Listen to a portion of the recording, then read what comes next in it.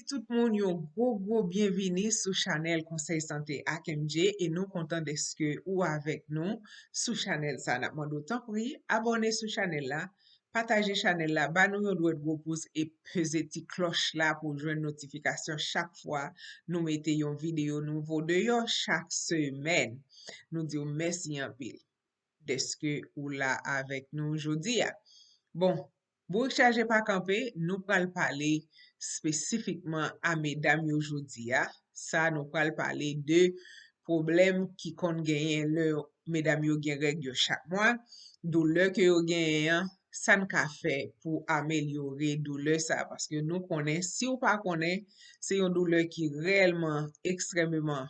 dur pour mesdames yo gen chaque mois parce que connaît le mesdames yo gen règle yo ou bien psycho yo ou bien et menstruel yo quelque soit genre relé là gen moun qui gen en pile douleur et gen moun qui gen en pile douleur pour pas seulement pour premier jour mais pour plusieurs jours surtout au commencement.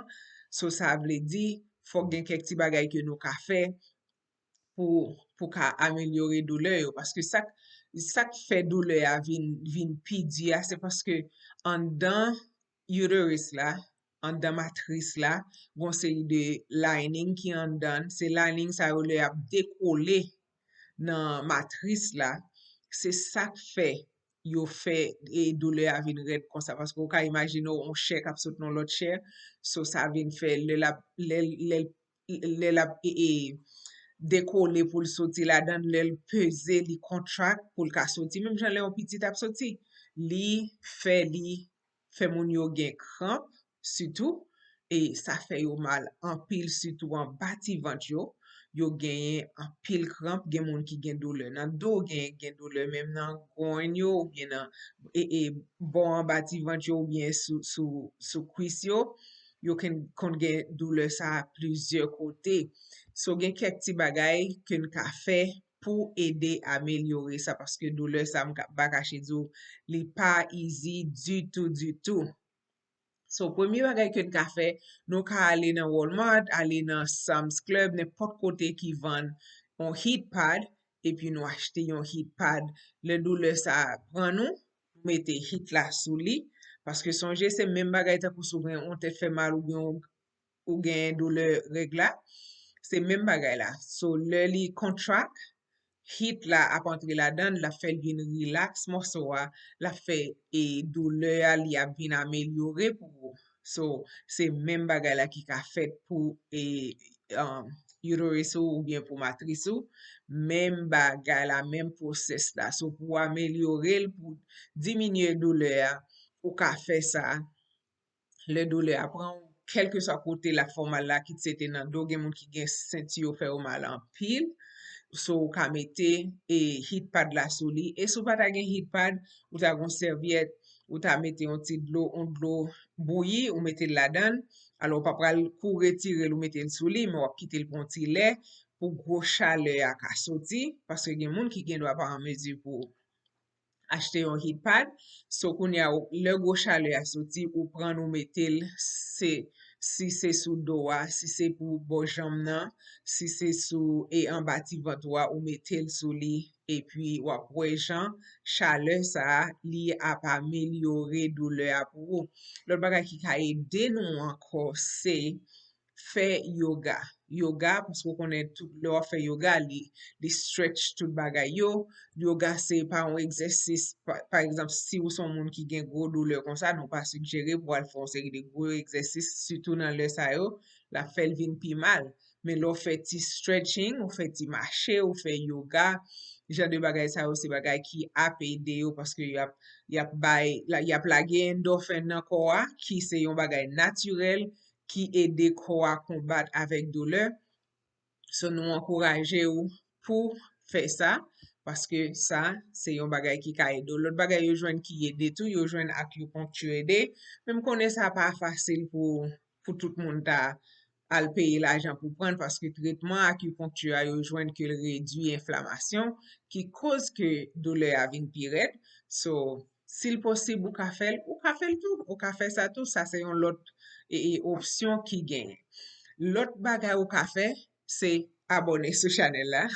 et puis partager le ban nou yon doit gros pouce et puis tant pour y peser ti cloche là pour ka joindre notification le nou mette nouveau vidéo nou yo dehors.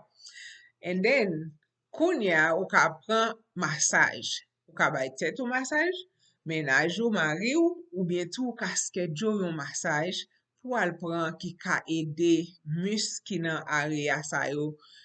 vin relax, yo vin kom si yo pa tense, yo pa tight jan yo te avan, paske se tightness la ki fe ou gen doule ya. So sou fè sa, yap ede ou. Tako si ou pa gen mari ou ka chèche yon ti l'huile, ou ka chèche yon ti lotion, ou ka chèche l'huile qui fait da kokoye a li ede en pile. Sou sa, ou bien tou même Vicks ou ta genyen, ou ka massage li sou li pou ede ou ak douleur ya. Mpa konen sou kon wè l'huile essential oil yo, l'huile essentiel yo rele yo, et gen tout kalite. Sa yo tou yo ka ede, surtout mesdames yo fè étude yo jwen l'huile essentiel yo, takou l'huile ki fèt avèk almond, l'huile ki fèt avèk ki gen cinnamon la dan, ki gen lavender la dan, bagay sa yo ede mesdames yo an pil nan sans sa. So ou ka fè su ke ou cheke avèk an kote ki van yo, ou achete yo pou ede ou ameliore douleur sa, paske mou konen exactement ki son pran chak mwa, ki douleur sa ye.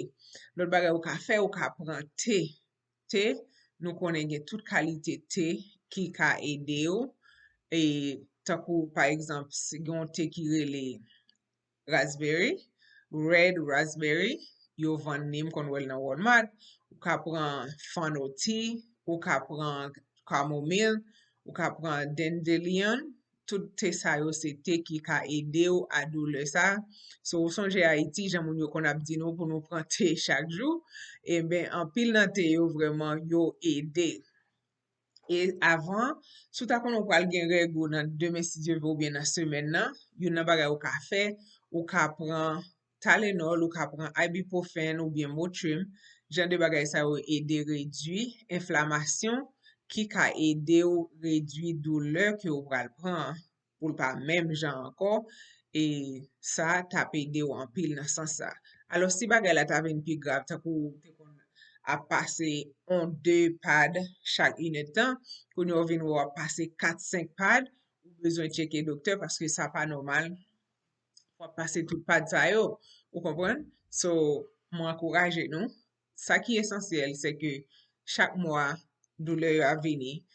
men gen ti bagay sa yo mse di yo la, ou ka fe pou ide ou ameliori doule ya, pou doule ya pa menm jan ankor, paske nou pa reme le wap soufri. Soufè, sa nou di pou fe yo pa mache, cheke doktor pou we ki sa ou ka genyen, ou ka fe, en plus pou ede ou pou doule yo ka vin ameliori. So, ou konen nou pa jam fini video nou yo pou nou pa fe ti koze avek ou sou sa ka pase konya. Nou pa bouke di ou, sa nou toujou di ou yo, se kontinye pran prekosyon yo, konon bouke tan de yo, men fok mwen di ou yo, paske nou vle pou rete en bonne sante toutan. So, kontinye pran prekosyon yo, kontinye lave men, kontinye mette masko, sonje genyen an pil moun ki gen maladi a, ki pa menm konen ki yo gen, se moun sa yo ki fe li vin tre danjre pou nou, si nou pa pran prekosyon yo, paske nou pa konen, paske moun nan en santé, sa pa vle di ke li pa malade. Bon, m souwete ke ou passe une très bonne semaine et fè su ke ou tourne semaine prochaine pou yon lot video parey. Nou remercions infiniment deske ou abone, deske ou pataje chanel la, et ou banon dwet go pouce, et ou peze ti cloche la.